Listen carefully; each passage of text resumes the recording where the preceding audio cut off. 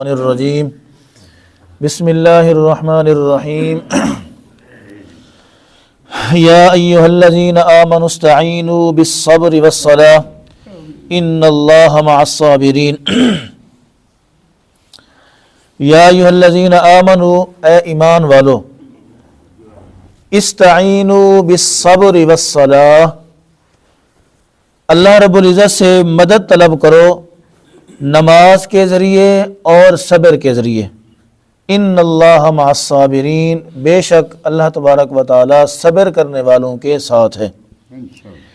ولا تقولوا لمن يقتل في سبيل الله اموات، اور نہ کہو ان لوگوں کو جو اللہ کے راستے میں قتل کیے گئے ہیں مردہ، بل احیاء، بلکہ وہ زندہ ہیں، حیات ہیں۔ ولکن لا تشعرون، ہاں یہ الگ بات ہے کہ تم ان کی حیات کے بارے میں، ان کی زندگی کے بارے میں شعور نہیں رکھتے، تمہیں پتہ نہیں ہے وہ کیسے زندہ ہیں۔ آیت نمبر 40 سے رکوع نمبر 5 سے لے کر رکوع نمبر 18 آیت نمبر 150 تک اللہ رب العزت نے بنی اسرائیل کے مختلف احوال، ان کی مختلف کیفیات کو بیان فرمایا۔ اس کے بعد دعویٰ تھا اہل کتاب کا بھی، مسلمانوں کا بھی اور مشرکین مکہ کا بھی کہ ہم ملت ابراہیم پر ہیں۔ اللہ رب العزت نے حضرت ابراہیم علیہ السلام کی زندگی کے کچھ واقعات کا تذکرہ فرمایا کہ حضرت ابراہیم علیہ السلام کس چیز پر قائم تھے، وہ کیا کرتے تھے، ان کی عبادات کا طریقہ کار کیا تھا۔ اس کے بعد تحویل قبلہ کا ذکر ہوا۔ آیت نمبر 150 تک یہ سارے واقعات مکمل ہو گئے،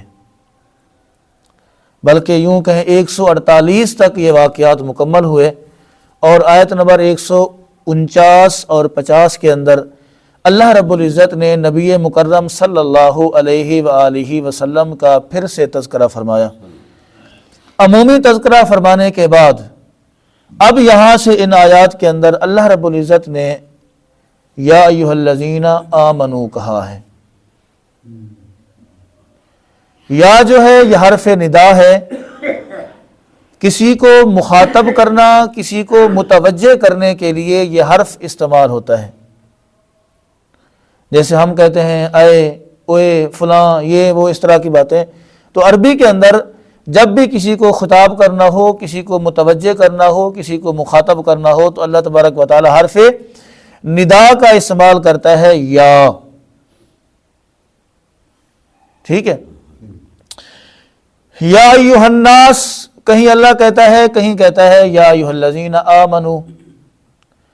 جب قرآن یا ایھا الناس سے خطاب کر رہا ہو تو اس کا مطلب ہے مسلمان، کافر، مشرک، منافق، ہندو، یہودی، سکھ، بدھ مت جتنے لوگ بھی ہیں وہ سارے اس کے اندر آ جاتے ہیں، سب کو عمومی دعوت ہوتی ہے۔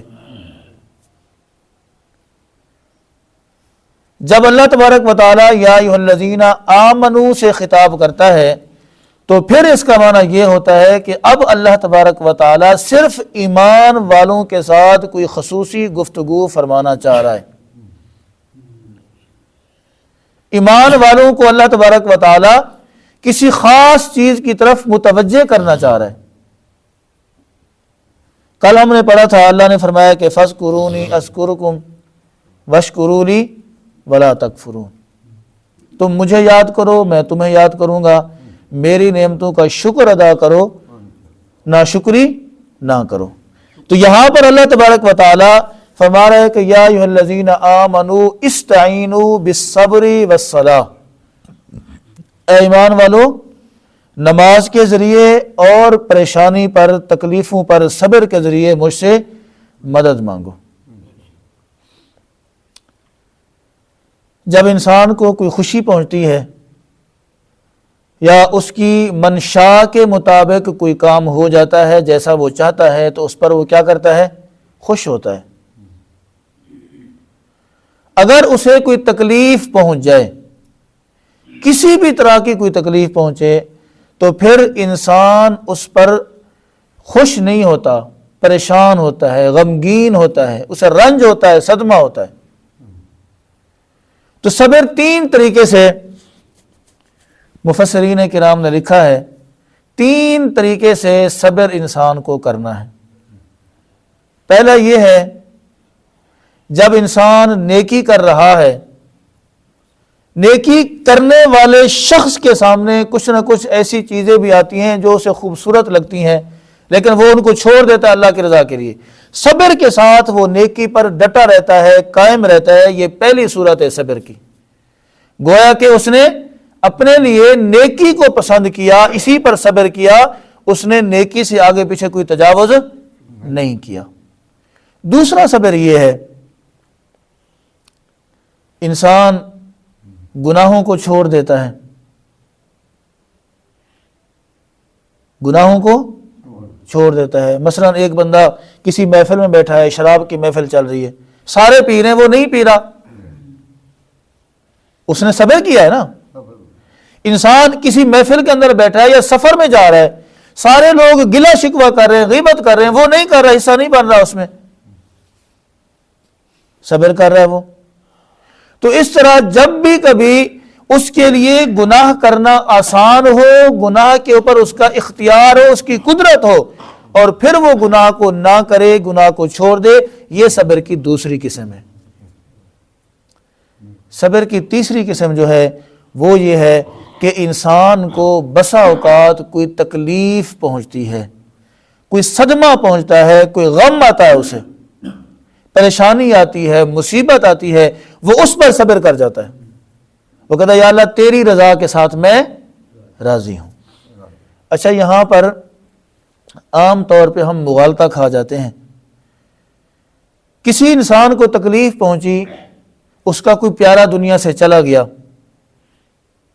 وہ وہاں پر موجود ہے، اب بے اختیار بے ساختہ اس کی آنکھوں سے آنسو نکل آتے ہیں، بے ساختہ وہ رو پڑتا ہے، کچھ دیر کے لیے اس کا اپنے اوپر کنٹرول نہیں رہتا۔ ہم سمجھتے ہیں کہ یہ صبر نہیں کر رہا، نہیں، اس کا بے صبری کے ساتھ کوئی تعلق نہیں ہے، کیونکہ یہ چیز اللہ رب العزت نے انسان کی فطرت کے اندر رکھ دی ہوئی ہے۔ ہاں، ایک ہے رونا، ایک ہے وین کرنا۔ وین یہ اپنے بال نوچنا، اپنے سینے کو مارنا، اور پتہ نہیں عجیب و غریب قسم کی باتیں کرنا، ٹھیک ہے۔ بسا اوقات انسان اس وین کے اندر، واویلے کے اندر اس حد تک پہنچ جاتا ہے، اللہ رب العزت کی ناشکری بلکہ کفر کے کلمات بھی کہہ جاتا ہے۔ یہ بے صبری ہے،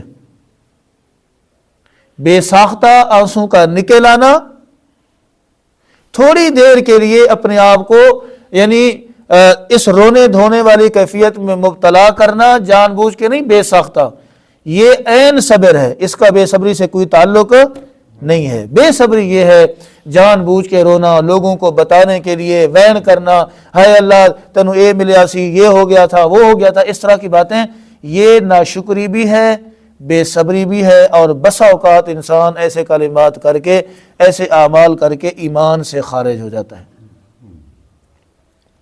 حضرت امام زین العابدین رضی اللہ تعالیٰ عنہ فرماتے ہیں، غالباً مسند احمد کے اندر یہ حدیث پاک موجود ہے، آپ نے فرمایا کہ قیامت والے دن اللہ تبارک و تعالیٰ اعلان کرے گا، صبر کرنے والوں کا جو صلہ ہے نا، یہ تو صبر ہے جو ہم نے پڑھا، ان کو کوئی صلہ بھی تو ملنا چاہیے نا، صلہ ان کا کیا ہے، ان کی جزا کیا ہے؟ فرمایا اللہ رب العزت قیامت والے دن اعلان فرمائے گا۔ اعلان یہ ہوگا، اے صبر کرنے والو، دنیا کے اندر جن لوگوں نے صبر کیا تھا، اٹھو اور جنت میں بغیر حساب کتاب کے چلے جاؤ۔ اٹھو اور جنت میں، انما، قرآن کریم کے اندر آتا ہے، انما یوفی الصابرون اجرہم بغیر حساب۔ اللہ فرما رہا ہے قیامت والے دن صبر کرنے والوں کو بغیر حساب کتاب کے اجر دیا جائے گا، صلہ دیا جائے گا، جزا دی جائے گی۔ فرمایا کچھ لوگ اٹھیں گے جب اللہ کی طرف سے یہ اعلان ہوگا، کچھ لوگ اٹھیں گے، ایک جماعت اٹھے گی اور وہ جنت کی طرف چل پڑے گی۔ فرشتے ان سے پوچھیں گے فرشتے ان سے پوچھیں گے بھی تم کون ہو، کہاں جا رہے ہو، ابھی تو حساب کتاب ہی نہیں ہوا۔ وہ کہیں گے جی ہم جنت کی طرف جا رہے ہیں۔ فرشتے کہیں گے بھی نامہ اعمال دکھاؤ۔ اللہ کی طرف سے جو تمہیں نامہ اعمال دیا گیا ہے سیدھے ہاتھ میں وہ دکھاؤ، پھر چلے جاؤ۔ وہ کہیں ابھی تو حساب کتاب شروع ہی نہیں ہوا، تم کیسے جا سکتے ہو؟ تو یہ لوگ کہیں گے جی ہم وہ ہیں جنہوں نے دنیا کے اندر رہتے ہوئے اللہ رب العزت کی طرف سے آنے والی پریشانیوں پر صبر کیا تھا۔ ہمیں جو دنیا میں مصیبتیں پہنچی تھیں، تکلیفیں پہنچی تھیں، ان پر ہم نے کیا کیا تھا؟ صبر کیا تھا۔ آج اللہ نے اعلان کیا ہے کہ تم جنت میں چلے جاؤ، ہم جا رہے ہیں، تو فرشتے کہیں گے ہاں ہاں بالکل ٹھیک ہے، تم لوگوں نے جو صبر کیا تھا اس صبر کا یہی صلہ بنتا ہے آج تم سے کوئی سوال جواب نہ ہو، آج تم سے کوئی پوچھ گچھ نہ ہو، تم بغیر حساب کتاب کے، بغیر سوال جواب کے، بغیر نامہ اعمال چیک کرائے جنت میں جا سکتے ہو۔ اچھا، یہ آیت یہاں پر لانے کا مقصد کیا تھا؟ آپ کو پتہ ہے ہجرت مدینہ کے بعد مسلمانوں کو، مکہ کے اندر بھی یہی تھا، ہجرت مدینہ کے بعد بھی یہی تھا، مسلمانوں کو دعوت و تبلیغ کے اندر کافی مشکلات کا سامنا کرنا پڑ رہا تھا، کافی تکلیفیں آ رہی تھیں، کافی تنگیاں آ رہی تھیں، اور پھر ان قریب جہاد کا سلسلہ بھی شروع ہونے والا تھا، اور جہاد کے اندر کسی کے بیٹے نے شہید ہونا تھا، کسی کے باپ نے شہید ہونا تھا، کسی کے بھائی نے شہید ہونا تھا۔ اللہ رب العزت نے پہلے ہی صبر کی تلقین کر کے، صبر کا حکم دے کے یہ بند لگا دیا ہے کہ یہ تکلیفیں آئیں گی، تمہارے پیارے زخمی بھی ہوں گے، تمہارے پیارے شہید بھی ہوں گے، تم نے صبر کا دامن نہیں چھوڑنا۔ آگے اللہ رب العزت نے فرمایا ان اللہ مع الصابرین، میں صبر کرنے والوں کے ساتھ ہوں۔ اچھا مجھے بتائیں، کسی کے ساتھ علاقے کا چودھری ہو، وڈیرا ہو، وہ کہے میں تیری کانٹتے ہیں جو کرنی جا کر لے، تینوں کوئی کچھ نہیں کہنے لگا، وہ یہ کہے اس کو، تو ذرا بتائیں کیا وہ کسی کے روکے روک سکے گا؟ نہیں نا۔ کوئی ایم پی اے کسی سے کہہ دے کہ جتنے تھانے ہیں ہر تھانے میں وہ اطلاع پہنچا دے، اس کی تصویر بھیج دے بھی یہ بندہ جب بھی ہے تم نے اس کو نہیں روکنا، جیسا مرضی ہے اس کا جرم ہو، میں جانوں یہ جانے، تو کیا وہ جرم کرنے سے باز آئے گا؟ کیوں؟ اسے پتہ ہے ایم پی اے میری پیٹھ پر ہے، ایم پی اے میرے ساتھ ہے۔ اگر اللہ کسی سے یہ کہہ دے، سارے ایم پی اے، سارے وزیر، مشیر، بادشاہ، دنیا کی ساری طاقتیں ملا کر بھی اللہ کے سامنے ایک رائی کے دانے کے برابر بھی مقابلہ نہیں کر سکتے۔ اللہ کسی سے کہہ دے کہ میں تیرے ساتھ ہوں، اللہ کسی سے یہ کہہ دے کہ میں تیرے ساتھ ہوں، تو ذرا بتائیں ایمانداری سے اسے کوئی تکلیف ہو سکتی ہے؟ اسے کوئی پریشانی آ سکتی ہے؟ اسے کوئی چیز نقصان پہنچا سکتی ہے؟ نہیں نہ پہنچا سکتی۔ تو اللہ رب العزت نے یہ بہت بڑا تمغہ دیا ہے، بہت بڑا گولڈ میڈل دیا ہے ان لوگوں کو جو صبر کرنے والے ہیں کہ دنیا میں میں تمہارے ساتھ، اور مرنے کے بعد بھی میں تمہیں انعامات سے نوازوں گا۔ بات یہاں تک سمجھ آ رہی ہے؟ آگے فرمایا وَلَا تَقُولُوا لِمَنْ يُقْتَلُ فِي سَبِيلِ اللَّهِ أَمْوَاتٌ، شہید ہونے والے تھے، غزوات سجنے والے تھے، میدان جہاد لگنے والے تھے، اللہ نے پہلے سے ان کو ذہنی طور پر تیار کر دیا، یہ ہونے والا ہے، تمہارے پیارے دنیا سے جائیں گے۔ ایک تو تم نے ان کو مردہ نہیں کہنا، ان کو مردہ نہیں کہنا، منع کر دیا اللہ نے۔ وَلَا تَقُولُوا لِمَنْ يُقْتَلُ فِي سَبِيلِ اللَّهِ أَمْوَاتٌ، ان کو مردہ نہیں کہنا۔ دوسرا وہی جو پہلے گزر چکا ہے، بالصبر، صبر سے کام لینا ہے، ٹھیک ہے نا۔ اللہ کی مدد مانگنی ہے صبر کرتے ہوئے، کہیں تم سے اللہ رب العزت کی ذات کے بارے میں کوئی شکوہ شکایت والے کلمات الفاظ تمہاری زبانوں پر، تمہارے دلوں پر، تمہارے ذہنوں پر نہیں آنے چاہیے۔ بل احیاء، فرمایا بلکہ وہ زندہ ہیں۔ شہید کیا ہیں؟ زندہ ہیں، زندہ ہیں شہید۔ وَلَٰكِن لَا تَشْعُرُونَ، ہاں ان کی زندگی کس لیول کی ہے، کس طرح کی ہے، تم اس کا اندازہ نہیں لگا سکتے۔ نبی مکرم صلی اللہ علیہ وآلہ وسلم نے ارشاد فرمائی، حدیث سنا کے انشاءاللہ بات ختم کرتے ہیں۔ حضور علیہ السلام نے ارشاد فرمایا، شہید کی روح کو اللہ رب العزت سبز پرندوں کے جسم میں داخل کر دیتا ہے، سبز پرندوں کے جسم میں داخل کر دیتا ہے، اور فرمایا وہ جنت کے اندر مختلف درختوں پر بیٹھتے ہیں اور وہاں سے وہ چرتے ہیں، جو ان کا دل چاہے وہ غذا وہاں سے کھاتے ہیں۔ اور فرمایا کہ جب وہ وہاں سے تھک کر آتے ہیں، اللہ رب العزت کے عرش کے سائے کے نیچے، عرش کے نیچے، اللہ رب العزت کے عرش کے نیچے کندیلیں لگی ہوئی ہیں، وہ فرشتے پھر ان کندیلوں کے اندر آ کے بیٹھتے ہیں۔ پہلے کیا ہوتا ہے شہید کا؟ وہ سبز رنگ کے پرندوں کے جسم کے اندر جنت کے اندر سیر کرتے ہیں، چگتے ہیں، چرتے ہیں وہاں پہ، اور اس کے بعد پھر کیا کرتے ہیں؟ اللہ رب العزت کے عرش کے نیچے جو کندیلیں لگی ہوئی ہیں، وہ فرشتے، وہ پرندے ان کندیلوں کے اوپر آ کے بیٹھتے ہیں، اپنا مسکن انہوں نے ان کندیلوں کو بنایا ہوا ہے۔ تو نبی مکرم صلی اللہ علیہ وسلم نے ارشاد فرمایا، ایک مرتبہ اللہ تبارک و تعالیٰ نے ان سے پوچھا، اے میری راہ میں جان کے نذرانے پیش کرنے والو، مانگو کیا مانگتے ہو؟ جو مانگو گے تمہیں دیا جائے گا۔ انہوں نے کہا یا اللہ تو نے ہمیں وہ ایسی ایسی نعمتیں عطا کی ہیں جو آج تک تو نے ہمارے علاوہ کسی کو دی نہیں، ہم تجھ سے کیا مانگے، ہمیں سب کچھ مل چکا ہے۔ اللہ پھر سوال کرے گا، مانگو کیا مانگتے ہو؟ تو فرمایا کہ پھر وہ شہید اس نتیجے پر پہنچیں گے، اب اللہ کو کوئی نہ کوئی جواب دینا پڑے گا، جواب دیے بغیر گزارا نہیں ہے۔ تو پھر وہ شہید اللہ سے کہیں گے یا اللہ ہمیں دوبارہ دنیا کے اندر بھیج، ہمیں زندگی دے، ہمیں دوبارہ دنیا کے اندر بھیج، اور دوبارہ میدان جہاد میں جا کر ہم جہاد کرنا چاہتے ہیں، کافروں کا سامنا کرنا چاہتے ہیں، کافروں کا مقابلہ کرنا چاہتے ہیں، اور دوبارہ تیری راہ میں شہید ہونا چاہتے ہیں۔ اللہ کہے گا یہ نہیں ہو سکتا، یہ نہیں ہو سکتا، کیونکہ میرا اٹل فیصلہ ہے جب انسان ایک دفعہ مر کر جنت میں یا جہنم میں آ جاتا ہے تو پھر اسے دوبارہ دنیا میں نہیں بھیجا جائے گا، یہ نہیں ہو سکتا۔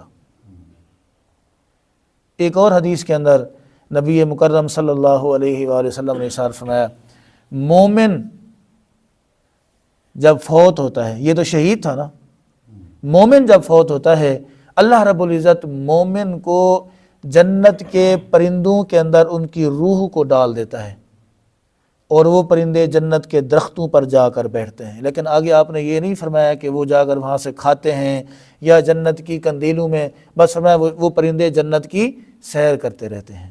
تو یہ اللہ رب العزت کی طرف سے انعامات ہیں، یہ اللہ کی طرف سے ملنے والا صلہ ہے جو اللہ اپنے نیک بندوں کو عطا فرمائے گا۔ تو میرے بھائیوں گزارش یہی ہے، زیادہ زندگی ہم گزار چکے ہیں، میں 41 سال کے اندر جا رہا ہوں، یہ 41 سال میرے یقینی ہیں، ان 41 سال میں کوئی کمی نہیں کر سکتا۔ آگے مجھے 41 منٹ ملتے ہیں، 41 سیکنڈ ملتے ہیں، 41 گھنٹے ملتے ہیں، 41 دن ملتے ہیں، 41 مہینے ملتے ہیں، اس کی کوئی گارنٹی نہیں ہے۔ تو پتہ چلا ہم زیادہ زندگی گزار چکے، تھوڑی رہ گئی ہے۔ اس تھوڑی زندگی کو اللہ رب العزت کی فرما برداری میں، اللہ کے محبوب علیہ السلام کی تابعداری میں گزار دیں تو انشاءاللہ ہم دنیا میں بھی کامیاب، آخرت میں بھی کامیاب ہوں گے۔ دعا ہے اللہ تبارک و تعالی مجھے آپ کو عمل کرنے کی توفیق عطا فرمائے۔ وآخر دعوانا ان الحمد للہ رب العالمین۔